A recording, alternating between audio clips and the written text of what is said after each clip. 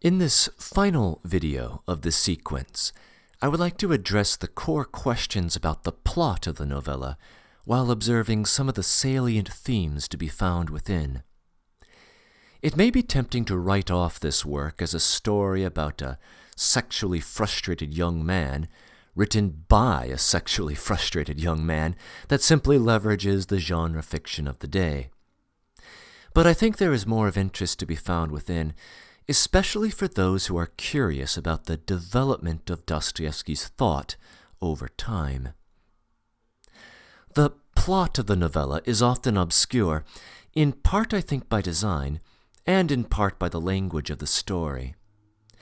An obscure plot by a famous author naturally invites creative interpretations, and in particular some scholars seem fascinated by the contrast between the events in mainstream St. Petersburg, where half of the chapters are centered, and the fantastical events narrated inside the house owned by Koshmarov, or Mr. Nightmare.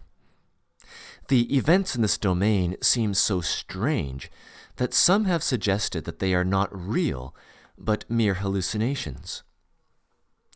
By 1847, Dostoevsky had already played with hallucinations in his narratives before, as you'll recall if you have had any experience with his novel, The Double.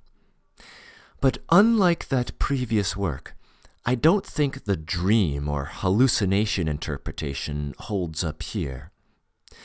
The conversations in Part 1, Chapter 3, and Part 2, Chapter 3, that occur between Ordunov and the porter, Yaroslav Ilyich, and Murin himself outside of the house, provide too much objective corroboration of what happened within.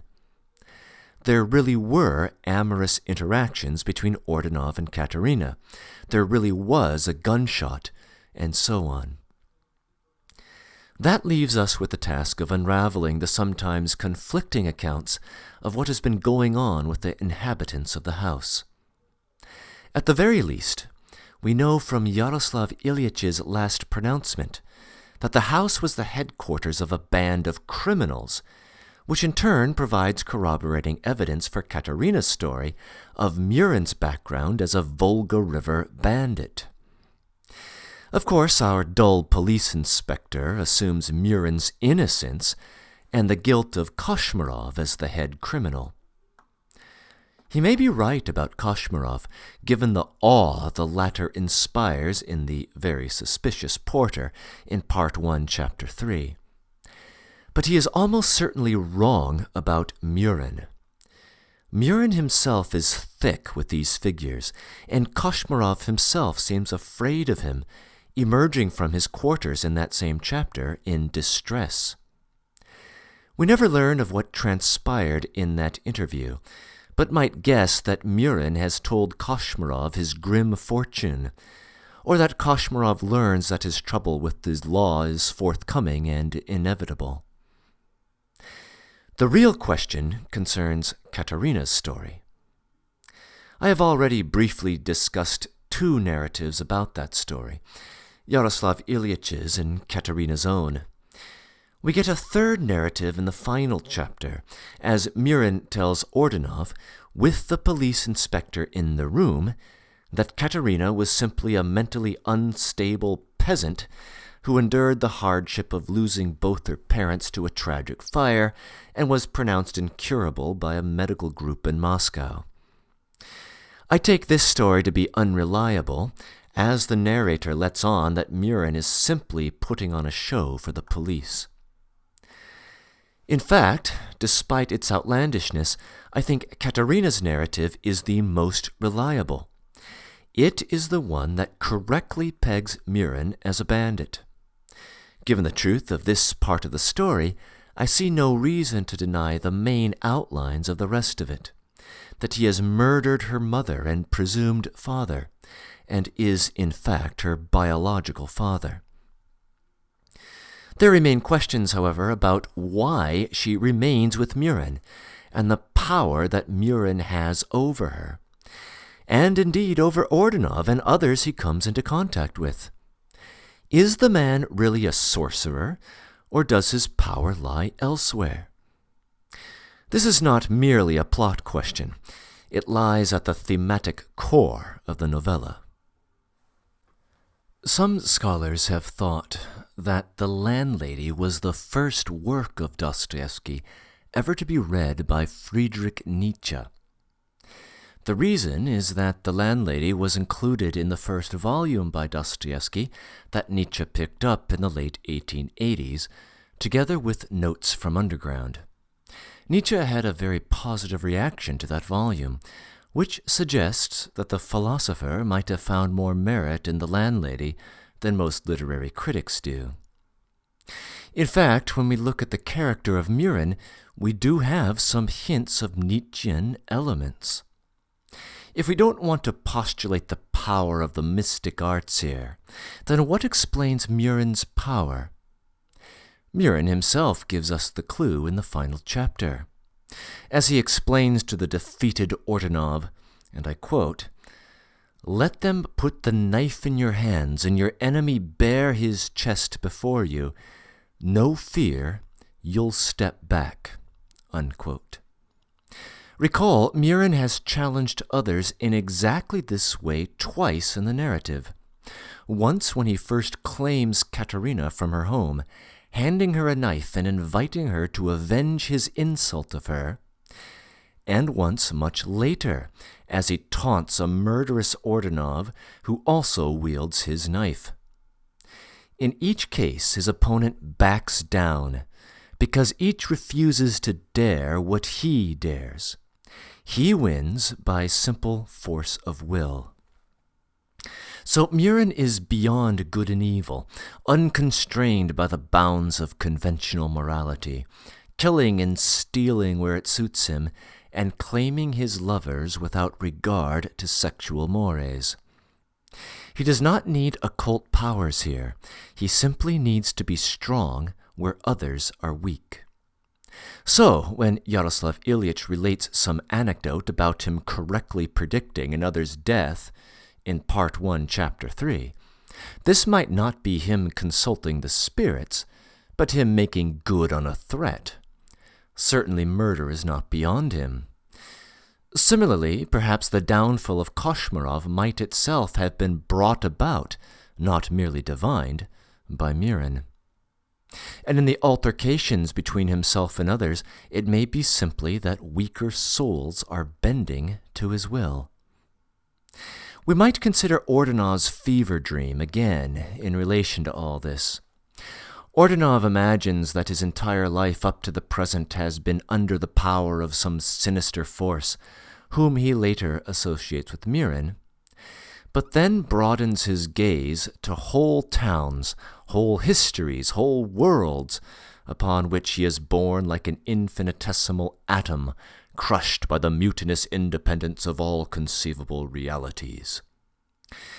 This cowering reaction to what Jean-Paul Sartre would later call facticity is the reaction of a weak man, a man who squanders his freedom.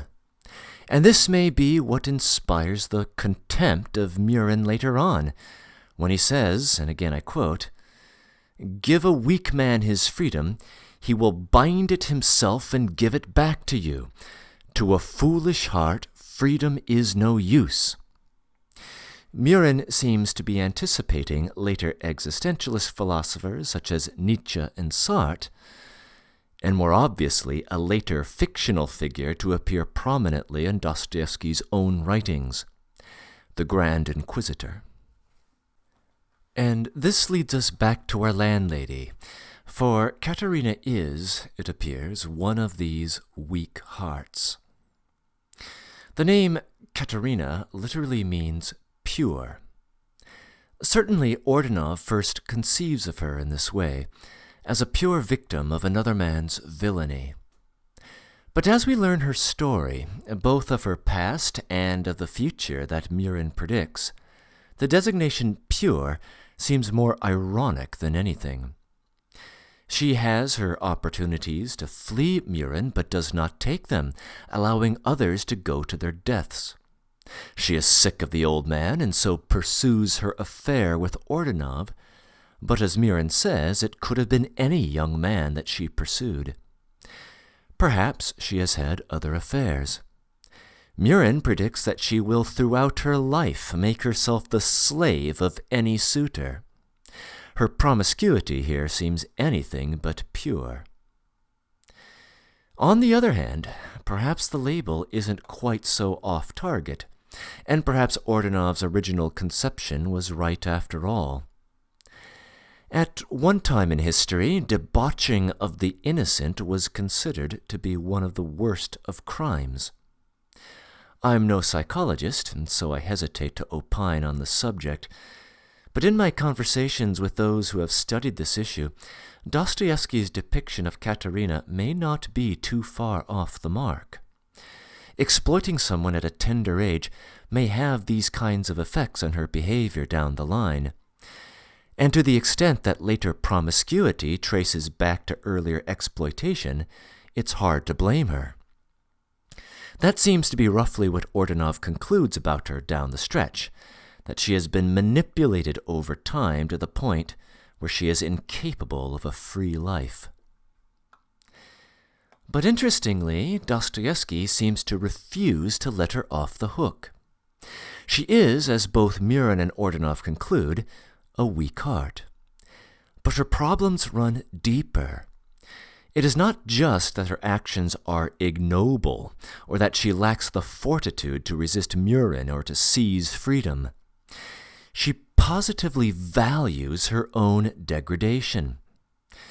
The key passage occurs in Part 2, Chapter 1, where she confesses, quote, "What is bitter to me and rends my heart is that I am his shameless slave, that my shame and disgrace are dear to me, shameless as I am, but it is dear to my greedy heart to remember my sorrow as though it were joy and happiness."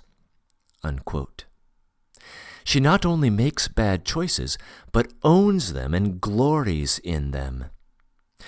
Scholars have suggested that there is a shift here in Dostoevsky's thought from thinking of characters as the victims of external circumstances, what we might get from poor folk, for instance, to focusing on their own moral responsibility in the crisis of their characters.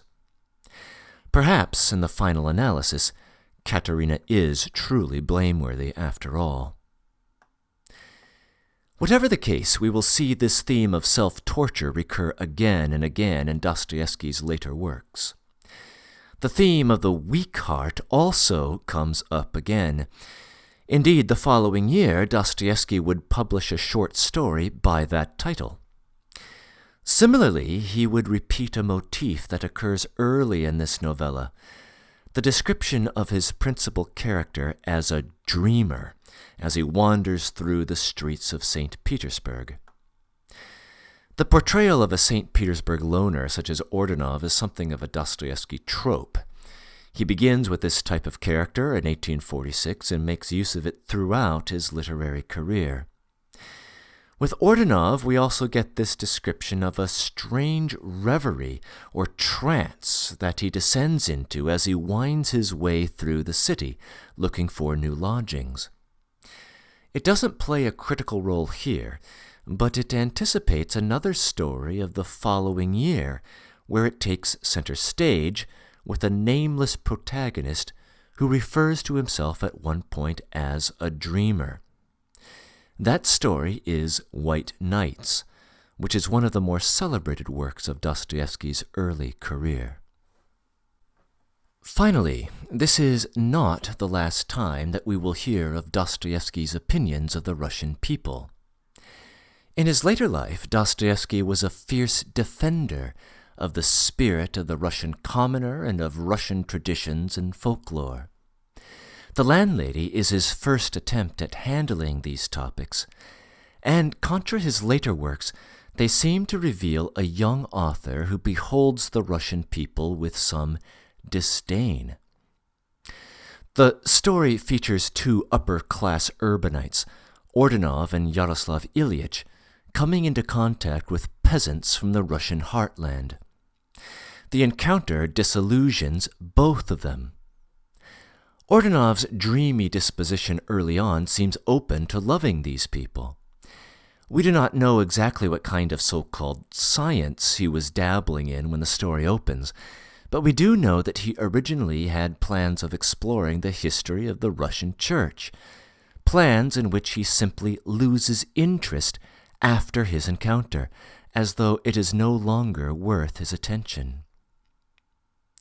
But the greatest effects are seen in our naive police inspector, who through most of the novella is almost ridiculously effusive in his praise for the goodness of the Russian people. But in the final pages, after he has discovered what has really gone on in that house, he ends up having grown wise, sensible to the disappointments to be found in his fellow man. It seems that there is nothing good that crawled up the Volga to encamp in this little corner of Petersburg.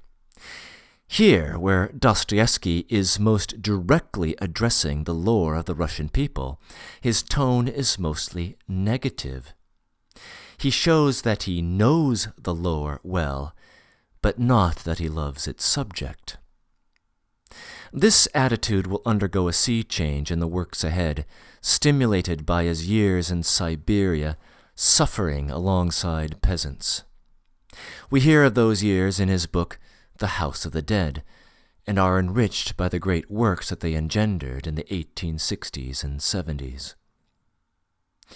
And so we have reached the end of The Landlady, and of the year 1847. In 1848, Dostoevsky published half a dozen short stories, covering a wide array of topics and styles.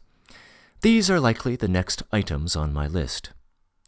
Per usual, if you think that my comments here are inaccurate or incomplete, please feel free to correct them in the comments section below. I thank you for listening, and I hope you enjoyed the experience.